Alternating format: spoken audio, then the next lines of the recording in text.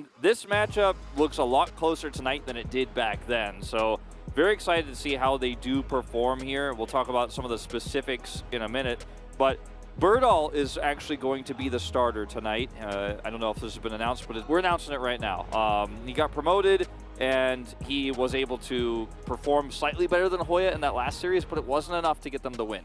What's been going on with Damwon recently? Now, with the Gragas pick here, as the hand touches the shoulder, I think that's he got the hand. Yeah, he got the shoulder hand. Oh no, there's no hover on that hand. No, it's the Camille. Okay. As the double pat means the Galio's a go. The one pat is like, we trust you, you can carry us. The double pat is like, sorry dude, maybe next game. You gotta play Galio this time. Picture with the Diana weapon. I don't know what to call what she wields, but yeah, what does she? Yeah, what is that exactly? It's probably like a moon blade or something. Yeah. You know? like it's not actually. He's the lore master. He has the books, if you know what I'm talking about. He has the novels of the game. Just walk around with a book. Too much action so far. Yeah, with the Galio in particular, you do have some pressure pre-6 because you do have that taunt available, of course, and the Justice Punch. So there are ways where you can actually make... Excited there, I don't know, that was you and I held our breath for a second, but breathe easy, Valdez. No one's health bar is going below 80% just yet. Yeah. Except like the top laner. Okay, Burdol, man, he's at like 60. Showmaker's here. I mean, he could press his R button if they wanted to, but it looks like, yeah, Breon is on the move. As, okay. Do have the smite going actually to Umpty there as the engage will come in. Umpty does get knocked up, but the exhaust timing is perfect. It's not going to matter, though, as Burdol gets here first. Delight was somewhere knocked up into outer space, it looked like. As we did have Canyon and Showmaker going down after Burdol, not able to follow up for the kill. Over a scuttle. Like, this is when Canyon was like, you know what? I will ult for a scuttle. Still doesn't get it. And all of this aggro is basically absorbed by Umpty here, who then is able to trap them in a choke point with this Cataclysm against Victor. And Where did they go? Yeah. Where did Delight go? Wait. He just appeared. Can I see that again? Like, yeah, I want to see that from like a little bit more zoomed out. This one compared to the last one, they have this area controlled completely. So there's just no real entry point here for Frederick Breon. Uh-oh. And Umpty's going to bite the bait as the engage comes in. Way too much damage. Big cask. Nice stopwatch. But now, with the low health bar on Kellen, Henna is just frontlining here with Morgan leading the charge as well. Canyon not able to get out of here. No flash available. And a triple kill is handed over to Henna on the Aphelios Heat. Frederick Breon were split up on the engage, so it looked at the outset of this like a poor decision to go in. Umpty's like, okay, I'm going in. He ends up getting caught here. Delight is on top of him, and it looks like, okay, 2 kills, this is over. Until Morgan casts body slams, instantly blows up Showmaker, and even though Duckdom is in position to do damage here, he just hits another one. Like, he's going in. Morgan is popping off in this game, and even though Duckdom was in position to do damage at the outset of this fight, he's not able to follow through and chase because the team is cut in half. The fact that they came in slowly, piecemeal like this, as Frederick Breon actually did wonders for them because it meant there was no big taunt opportunity, there was no really great angle to hit a Hextech ultimatum, nor was Canyon ever able to really press the R button in any scenario to get value. You can see on here. And we're talking about Gen G. Okay, Morgan is alone, no flash. There is teleport for Lava, not sure. Okay, he's actually going to get in there. The hook comes in. Morgan with a really nice cast as Victor now here for the cleanup, but as you can see, Showmaker also teleports in and will see. Well, they were down on players.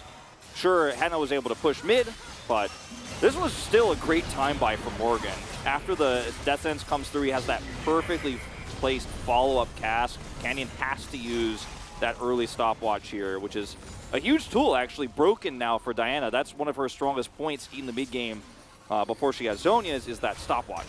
Oh, man. Doesn't look like Lava knew he was coming, but he actually gets stunned up. Not going to matter as Burdol extends. Maybe you get away with it. Yeah, I mean, Jinx was nearby, I suppose. But a lot of gold goes in now to Damwon pockets. Oh, Alcove Gaming. Alcove Gaming, and also pretty pretty egregious overextension into backplays. And look at all the control wards on the bottom side of this fight, or pick, I should say, in the river. Like, he had no idea. Yeah, he's really trying to hit. Hold that thought, Morgan. Yeah, Morgan in a little bit of trouble here. He's quite tanky, and the cast does a lot, but oh man, he's actually maybe going to survive there, but not quite. As Bro say, okay, let's take a Baron. Yeah. You'll take a Baron for that one 100% if you can get it. Now, Kellen is nearby. They do have Showmaker's ult. This might be too much for Brion. I don't know. I mean, there's teleport available for Burdol, but they're not really going for it. And Dalmonkia say, okay, take it. Flash, hook, not going to happen. Finally, the teleport does come in. Maybe a little bit too late. As Burdol's like, nope. That hook shot. Never mind. That hook shot there is like the quintessential macro plays so far this season. As now it's just all about bullying Morgan, I guess. Is this really fair? I mean, 5 against 1, really? Damwon, though, I mean, it's a great play. They're just kind of calling the bluff of the Baron split push, and they're continuing. Now, this is going to lead to an inhibitor for sure. There's no way that they can match this, unfortunately, as Brion. That's the Victor aspect of how this comp is going to work, as Canyon is trying super hard for a flank.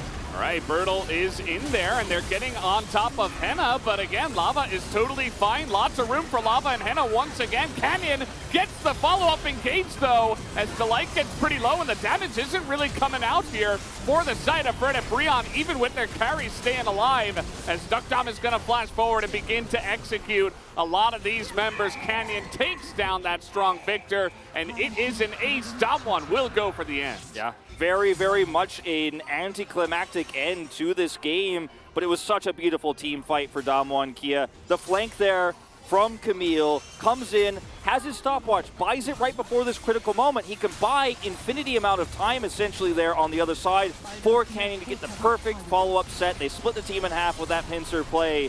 And it's a winning move here. Rough start for Damwon Kia at the beginning of this game, but the finish is strong.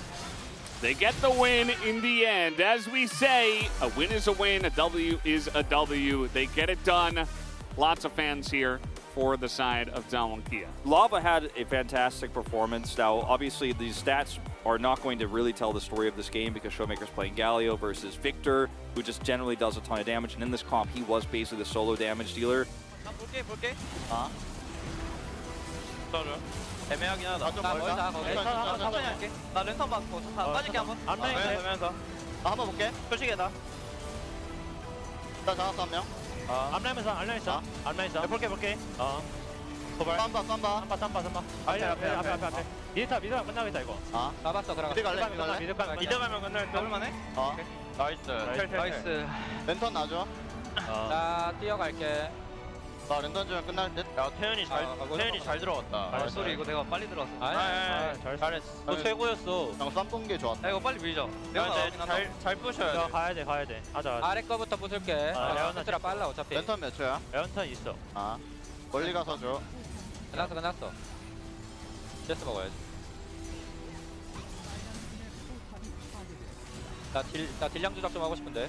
형 안 맞아. 안 해준다. 네.